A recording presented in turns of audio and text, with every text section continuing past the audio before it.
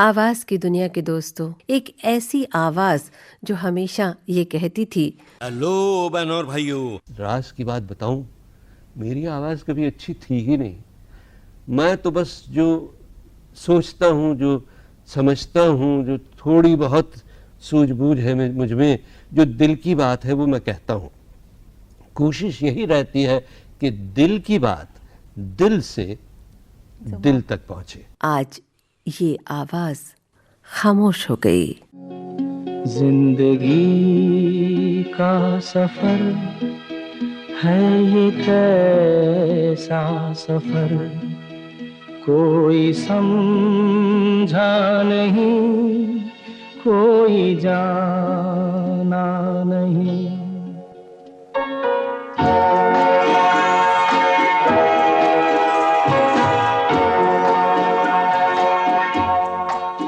जिंदगी का सफर है ये कैसा सफर, कोई समझा नहीं, कोई जाना नहीं। है ये कैसी डगर, चलते हैं सब मगर, कोई समझा नहीं, कोई जाना नहीं। प्रीति, अमीन सयानी को याद कर रहे हैं आकाशवाणी से जुड़े प्रमोद कुमार। प्रमोद कुमार की आवाज बहुत पास है अमीन सयानी जी की आवाज के, और उनसे जब खुद मिले थे अमीन जी तो उन्होंने कहा था कि वाह क्या बात है। आइए सुनते हैं वो क्या कह रहे हैं। नमस्ते बहनों और भाइयों, मैं प्रमोद पी माथुर बोल रहा हूँ। लेकिन आज मैं बड़ा दुखी हूँ क्योंकि मेरे गुरु, मेरे आदर्श आवाज के जादूगर अमीन सयानी साहब का मुंबई में आज सुबह दिल का दौरा पड़ने से उनका निधन हो गया। बड़ा दुखद समाचार ये है और सुबह से मैं काफी व्याकुल हो गया हूँ क्योंकि मैं आज मुंबई में नहीं हूँ। होता तो शायद उनका अंतिम दर्शन करने को मिल जाते। और पता नहीं, मेरी और उनकी आवाज दुनिया कहती है सुनने वाले कि काफी रिजेंबल है, काफी मिलती है। और अमीन साहब से जब भी मेरी कभी बात होती थी तो अमीन साहब मुझे फोन पे यही कहते थे कि भाई प्रमोद, आवाज इधर से आ रही है या उधर से आ रही है, मुझे नहीं पता चल रहा है। और वो इतने महान थे कि वो कहते थे भाई प्रमोद, तुमसे एक बात कहूं कि तुम्हारी आवाज जो है वो मुझसे ज्यादा अच्छी है। तो मैंने उनसे ये कहा, मैं तो साहब आपके चरणों की धूल भी नहीं हूँ, लेकिन ये उनका बड़कपन है कि वो कभी भी किसी आर्टिस्ट का दिल नहीं दुखाया करते थे और हमेशा हर आर्टिस्ट को सराहा करते थे। बड़े ही नेक और अच्छे इंसान थे, आवाज की दुनिया के फाउंडेशन थे। वो जमाना आज भी लोगों को याद आता रहेगा। सदियों तक बिना का गीतमाला यूं ही जहाँ जहाँ उनकी रिकॉर्डिंग पड़ी है वो बजती रहेगी, लोग उन्हें याद करते रहेंगे। और उनसे अपनी आवाज को मिलाने की कोशिश नहीं की। मैंने जब जिंदगी में 18 साल की उम्र में पहली बार माइक्रोफोन संभाला तो विज्ञापन के लिए, तो मेरी मुंह से जो आवाज निकली वो बिल्कुल उन्हीं के अंदाज में निकली और तब से ही मैं उन्हीं की आवाज में विज्ञापन करता रहा। तो मैंने कभी ये कोशिश नहीं की कि मैं उनको कॉपी करूं, क्योंकि कॉपी करना कोई वैसे अच्छा नहीं गिना जाता है। लेकिन ये एक ऊपर वाले की देन है कि उनकी और मेरी आवाज जो है वो काफी मिली है। तो इसको तो मैं खुदा की वही कहूंगा कि उनका आशीर्वाद है कि इतने बड़े आदमी की आवाज मुझ में थोड़ी बहुत जो भी है समा गई है। अमीन साहब ने भी मुझसे एक दफे कहा था कि प्रमोद, तुमने मेरा चोगा क्यों पहना? तो मैंने कहा साहब, अब जब मैंने आपको अंदर उतार ही लिया है तब बाहर तो निकाल नहीं सकता। बस उनसे मेरी 2-3 दफा मुलाकात जरूर हुई। अच्छे नेक इंसान थे। पिछले कई दिनों से मैं जन्मदिन पर फोन करता था तो वो बात नहीं कर पाते थे। उनके लड़के राजेल जो हैं वो ये कहते थे कि भाई दादा बात नहीं कर सकते, मैं आपका मैसेज वहां पर पहुंचा दूंगा। बस अब आज इस दुख की घड़ी में और अब मैं ज्यादा क्या कहूँ, दिल मेरा बड़ा दुखी है क्योंकि मैं उनका अंतिम दर्शन नहीं कर पाऊंगा बिकॉज मैं मुंबई में नहीं हूँ। प्रमोद जी ने अपने श्रद्धा सुमन दिए और जो उनकी मुलाकात थी उनसे कुछ बातें उन्होंने शेयर की, कुछ बातें साझा की। अब किन के बारे में बात करना चाह रही हो रश्मि? अमीन जी को श्रद्धांजलि दे रहे हैं प्रदीप सरदाना, वरिष्ठ पत्रकार। अमीन सयानी साहब के निधन से मैं बहुत दुखी हूँ। क्योंकि उनसे मेरा बरसों से नाता रहा। अभी पिछली बार भी 21 दिसंबर को हमेशा की तरह मैंने उनके जन्मदिन पर उनको बधाई दी, तो मैंने सोचा भी नहीं था कि ये उनका अंतिम जन्मदिन होगा। आज ही उनके बेटे राजुल से तो उन्होंने बताया कि आज सुबह 10 बजे उनका निधन हो गया और उनका जो अंतिम संस्कार है वो कल होगा। कोई शक नहीं है, कुछ दुबराए नहीं है कि रेडियो को लोकप्रिय बनाने में उनकी बहुत बड़ी भूमिका रही है। हालांकि उन्होंने अपनी शुरुआत पहले 1951 के दौर में रेडियो सिलोन से की थी, लेकिन वो उनका कार्यक्रम इतना लोकप्रिय हुआ कि उसको देखकर विविध भारती ने भी अपने यहाँ फिल्मी गीतों के कार्यक्रम शुरू कर दिए और उनका बिना का गीतमाला विविध भारती पे आने लगा। तो इससे उन्होंने फिल्मी गीतों को एक नया शिखर दिया, रेडियो को एक नया शिखर दिया। और एक बड़ी बात यह थी कि उस दौर में कोई ऐसा माध्यम नहीं था कि फिल्मी सितारे क्या कर रहे हैं, क्या बात कर रहे हैं, किससे मिल रहे हैं, ये किसी को पता नहीं होता था। लेकिन अमीन सयानी ने उस दौर में बड़े बड़े फिल्म सितारों, बड़े बड़े गायक गायिकाओं, संगीतकारों से बात करके श्रोताओं को इस तरह बातें बताई, इस तरह के इंटरव्यू उनको पेश किए कि श्रोताओं को भी लगता था कि हम साथ बैठे हुए हैं और उनकी बात सुन रहे हैं। मुझे याद है उस दौर में वो नरगिस, मीना कुमारी के इतने इंटरव्यू करते थे। पाकीजा के दिनों की मुझे याद है, इसमें इंटरव्यू करते थे, बताते थे मैं मीना कुमारी के घर से 25 माले से बोल रहा हूँ, और इस तरह का माहौल पैदा कर देते थे, लगता था कि आप वहीं बैठे हैं। उन्होंने जो रेडियो को जिस तरह का शिखर दिया, उससे रेडियो को एक स्वर्ण काल भी माना जाता है, उससे भी उनका रेडियो के स्वर्ण काल में भी उनकी बड़ी भूमिका है। हालांकि वो पिछले कुछ दिन से बीमार चल रहे थे, लेकिन मेरी उनसे बातें होती रहती थी, लेकिन ऐसे नहीं पता था कि आवाज का ये जादूगर अभी चला जाएगा। उनके कई सपने थे और इस उम्र में भी वो थके नहीं थे, और उसी तरह बिल्कुल साफ उच्चारण में, क्या उनको कम सुनाई देता था, जब भी बोलते थे एक एक शब्द बहुत उच्चारण तो साफ होता था और लगता था आप वही दौर देख रहे हैं अमीन सयानी का पुराना, जिसके लिए उनको याद किया जा रहा है और आगे भी हमेशा याद किया जाता रहेगा। और प्रीति, अमीन सयानी कितने ही श्रोताओं के दिल में बसे एक और फिल्म पत्रकार याद कर रहे हैं उन्हें। उनका नाम है एमडी सोनी और वो रहते हैं जयपुर में।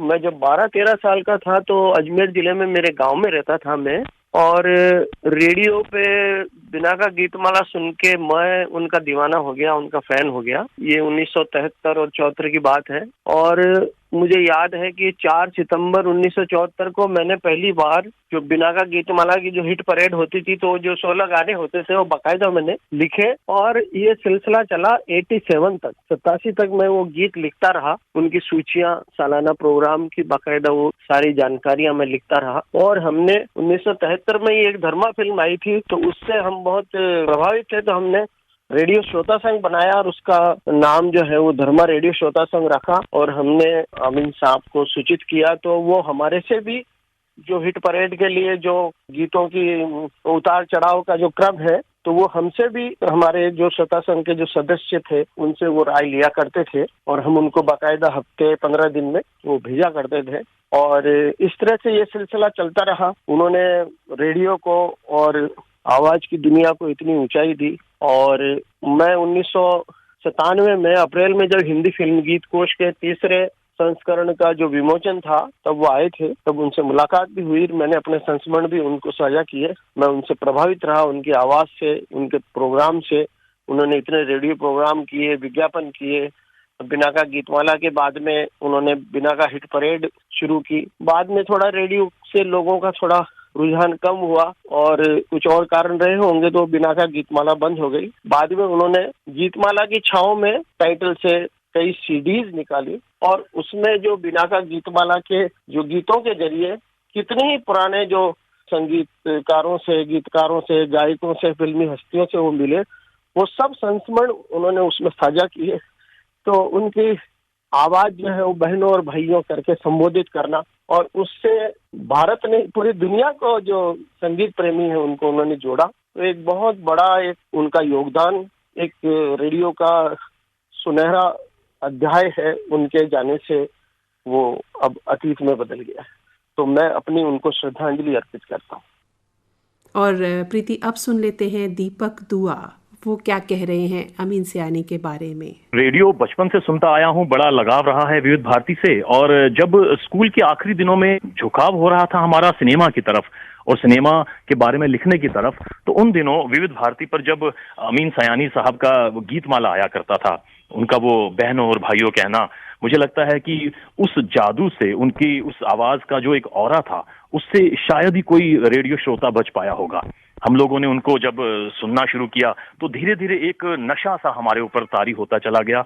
और मैं इस बात को स्वीकार करना चाहूंगा कि बतौर फिल्म पत्रकार मेरी जो यात्रा रही उसमें अमीन सयानी साहब का एक बड़ा योगदान रहा, या मैं कहूं कि शायद उनको सुनकर ही हम लोगों को ये लगा होगा कि हमें सिनेमा की तरफ जाना है, इन गानों को सुनना है, जो हिंदी फिल्म संगीत है इसको अपना बनाना है। और मुझे एक चीज ये भी लगती है, बाद में जब रेडियो से भी जुड़े, आकाशवाणी पर हम लोग आते रहे, कि ऐसा कोई रेडियो अनाउंसर भी नहीं होगा जो उनके उस जादू से बच पाया हो। आज उनके जाने की जो खबर सुबह सुनाई दी मुझे बहुत दुखद है, और लेकिन मुझे ये भी लगता है कि वह एक बहुत भरा पूरा जीवन 91 बरस का जीकर गए हैं, और उनके जाने के बाद जो एक परंपरा रेडियो पर इस तरह से शुरू हुई है उस परंपरा को आने वाली पीढ़ियां कायम रखेंगी, ये ऐसा मुझे लगता है। मुझे ये भी लगता है कि बहुत सारे लोगों ने अमीन सयानी साहब को कॉपी करके या उनकी कहें कि मिमिक्री करके भी खुद को प्रसिद्ध बनाया, लेकिन जिसे कहते हैं ना कि एक बरगद का वृक्ष होता है, वट वृक्ष होता है, तो उसके आसपास का जो है मामला वो उस तरह से नहीं पनप पाता। तो मुझे लगता है कि जो रेडियो अनाउंसमेंट की जो दुनिया है उसमें अमीन सयानी साहब एक वट वृक्ष के समान थे। तो ये एक बड़ा स्वाभाविक था कि उनके उस स्टाइल से या उनका जो एक बोलने का एक नया शुरू किया उससे शायद बच पाना मुश्किल रहा होगा कुछ लोगों के लिए। और आज भी मैं देखता हूं कि चाहे वो रेडियो ही नहीं, बहुत सारे जब स्टेज प्रोग्राम्स में भी लोग कंपेयरिंग करते हैं, अनाउंसमेंट करते हैं, तो वो जो स्टाइल है वो कहीं ना कहीं अमीन सयानी साहब को कॉपी किए बिना उनका काम नहीं चल पाता है। तो ये मुझे लगता है कि हम एक तरह से अमीन सयानी साहब हम सब के भीतर थोड़े थोड़े मौजूद हैं। समाचार पत्र हिंदुस्तान की एग्जीक्यूटिव एडिटर जयंती रंगनाथन बता रही हैं अमीन सयानी जी के बारे में। मैं जयंती रंगनाथन हूँ। मैं हिंदुस्तान अखबार में एग्जीक्यूटिव एडिटर हूँ, साथ ही साथ में काफी उपन्यास भी लिखती हूँ। अमीन सयानी को मेरी पीढ़ी में ऐसा कौन होगा जो नहीं जानता। बचपन के मेरे सारे दिन और खासकर बुधवार का दिन 8 बजे हम सब जो है रेडियो के सामने आके बैठ जाते थे और रेडियो सिलोन में गीतमाला कार्यक्रम शुरू हो जाता था। और उसमें जब अमीन सयानी की आवाज आती थी भाइयों और बहनों, ऐसा लगता था जैसे वो सीधे हमें संबोधित कर रहे हैं। क्या आवाज थी उनकी, जोश से भरी, इतनी मीठी, इतनी मधुर। तो गाने सुनने का तो शौक था ही, और मैं उस जमाने की बात कर रही हूँ जब मनोरंजन के हमारे पास बहुत सारे क्या कह रहे एवेन्यूज नहीं थे बिल्कुल। मुझे उनसे मिलने का और उनका इंटरव्यू करने का मुझे मौका मिला। और जब मैं उनसे मिली और जब मैंने उनसे कहा कि आइए कमरे में आइए बैठिए, और मैं ठिठक की खड़ी हो गई। मुझे लगा मेरी आंखों में आंसू आ जाएंगे। ये तो वही आवाज है जिसने मेरे बच्चे को जीवंत किया था। और उन्होंने पूछा भी क्या हुआ भाई जयंती। मैंने कहा आपकी आवाज। बोले अरे आवाज ही की तो खा रहे हैं। तो वो जो उनकी आवाज है और बचपन से उनका रिश्ता, सालों से उनका रिश्ता, मैं तो कभी नहीं भूल पाऊंगा। ऐसी शख्सियत बहुत कम आते हैं हम लोगों की जिंदगी में भाई।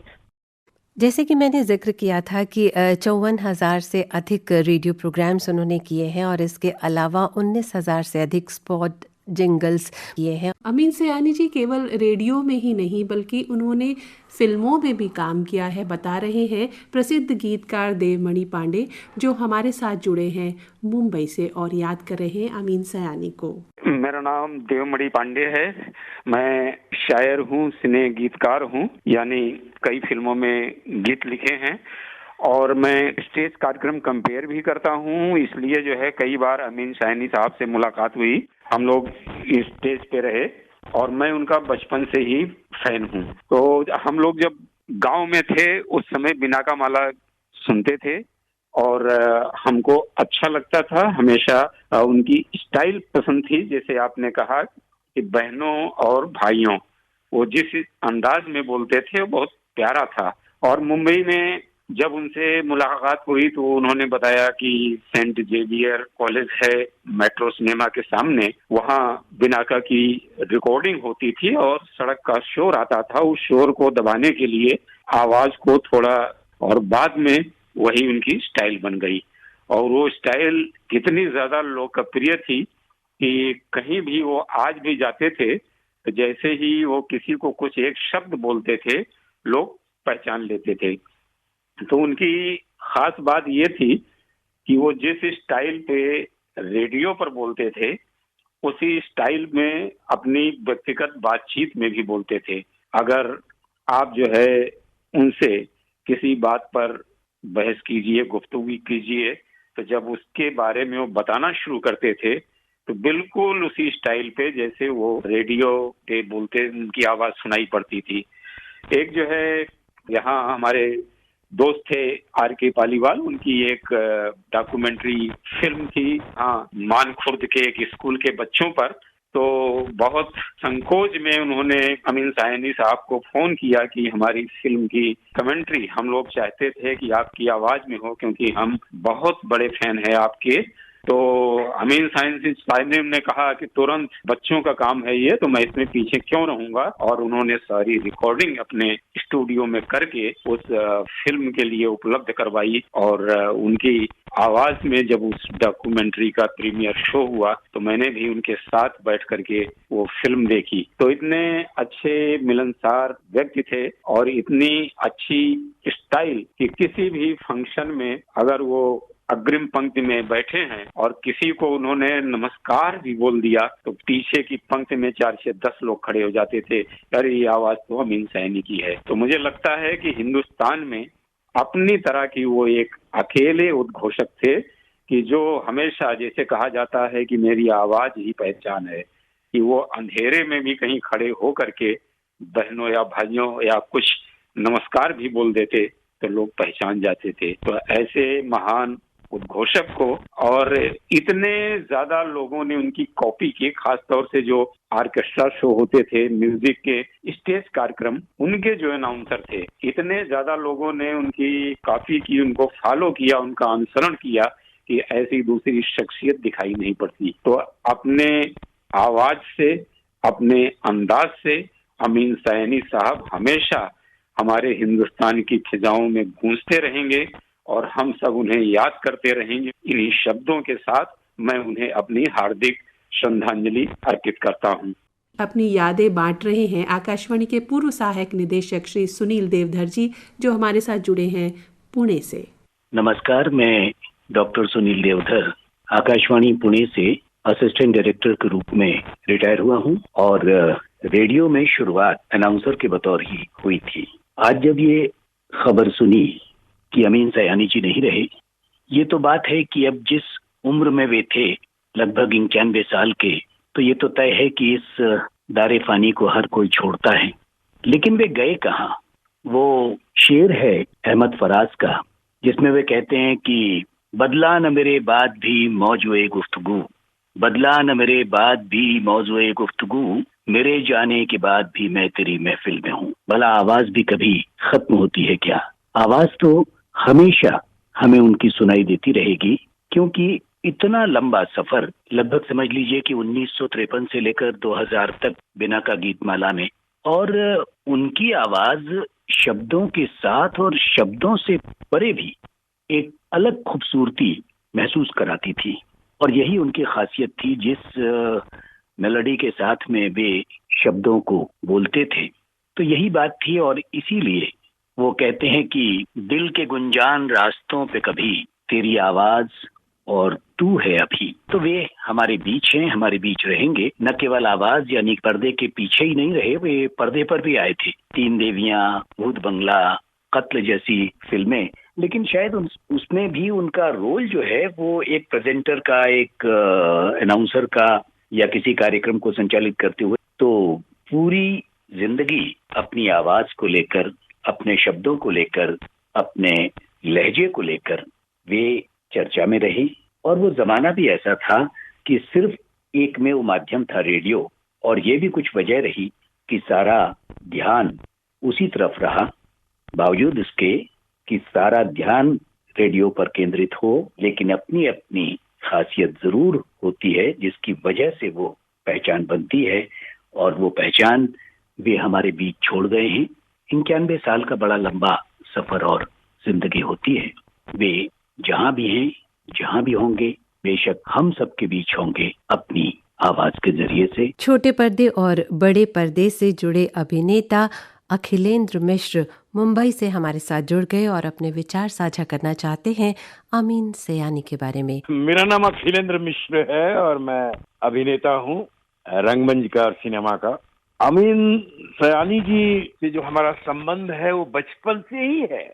और हम लोग घर में ट्रांजिस्टर चलता था या रेडियो चलता था या मोहल्ले में कोने कोने में ट्रांजिस्टर लेके लोग बैठे रहते थे, या मोहल्ले में जो पान की दुकान होती थी वहाँ वो बुधवार को एक आता था बिनाका गीत माला, और उसमें ये सुनने के लिए लालायित होती थे कि भाइयों बहनों मैं आपका दोस्त अमीन सयानी।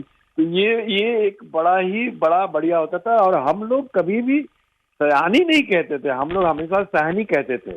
और जो आवाज की जो जादूगरी थी, मतलब शब्दों के साथ खेलना, शब्दों के मर्म को, शब्दों के अर्थ को, उसके अध्यात्म को कैसे बोल के रेडियो के माध्यम से वो कैसे आकर्षित करते थे अपने श्रोताओं को।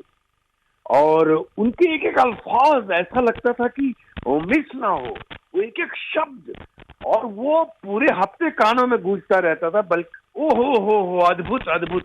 मैंने बचपन में अभी भी, मतलब आज तो बहुत दुखद समाचार आ गया ये सुन के, मैं विनम्र श्रद्धांजलि अर्पित करता हूँ, मैं नमन करता हूँ। वरिष्ठ साहित्यकार, फिल्मकार और चिंतक राजेश बादल हमारे साथ जुड़े हैं।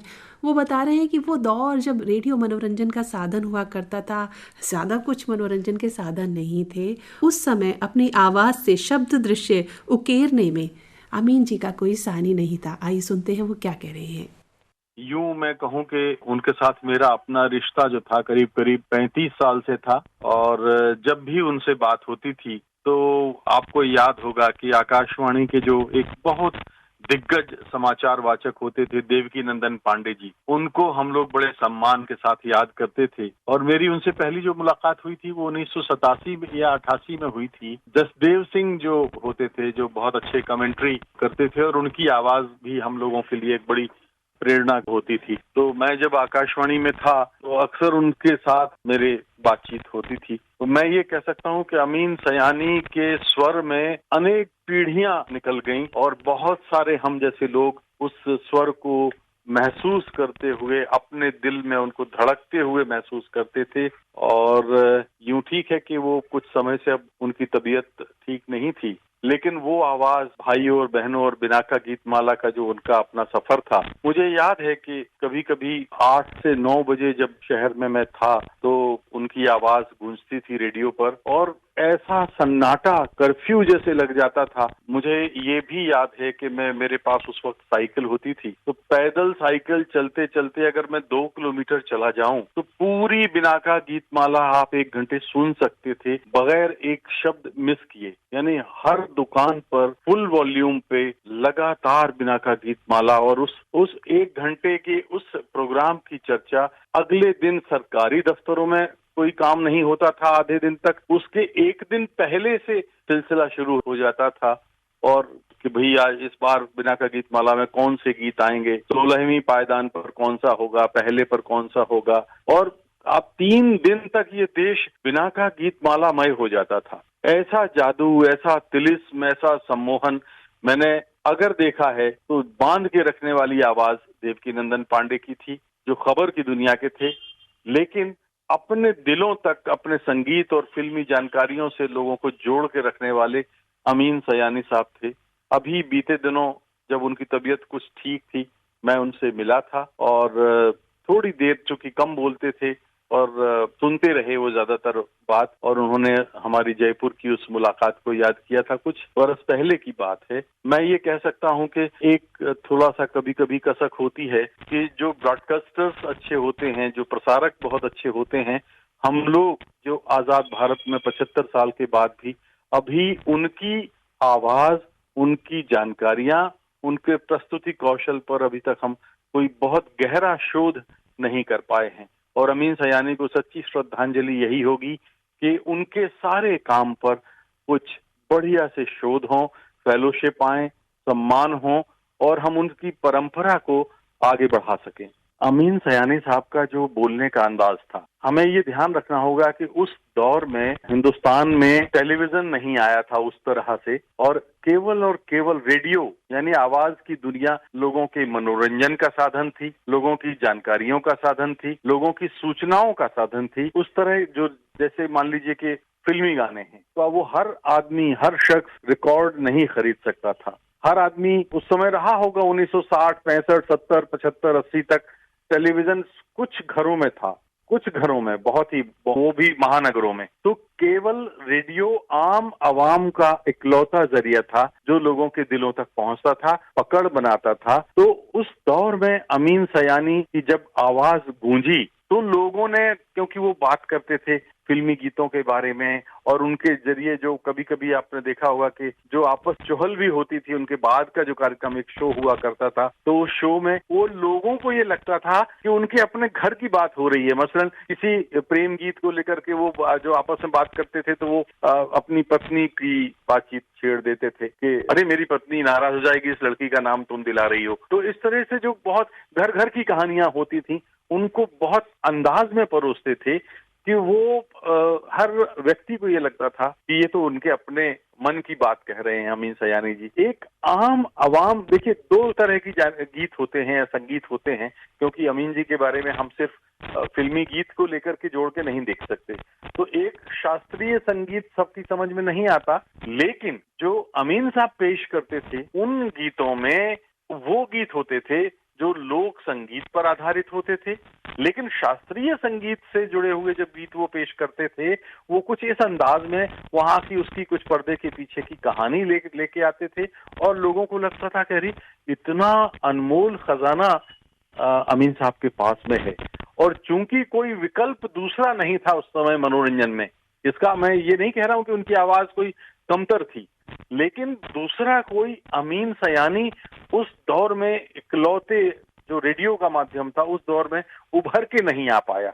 अलबत्ता ये जरूर हुआ कि देवकी नंदन पांडे, अमीन सयानी और खबरों की दुनिया में अशोक वाजपेयी या इंदु वाही या विनोद कश्यप, और मुझे याद आता है 1996 की बात है या शायद 95 की बात होगी, सुनील दत्त साहब होते थे उस समय केंद्र में स्वास्थ्य मंत्री होते थे शायद।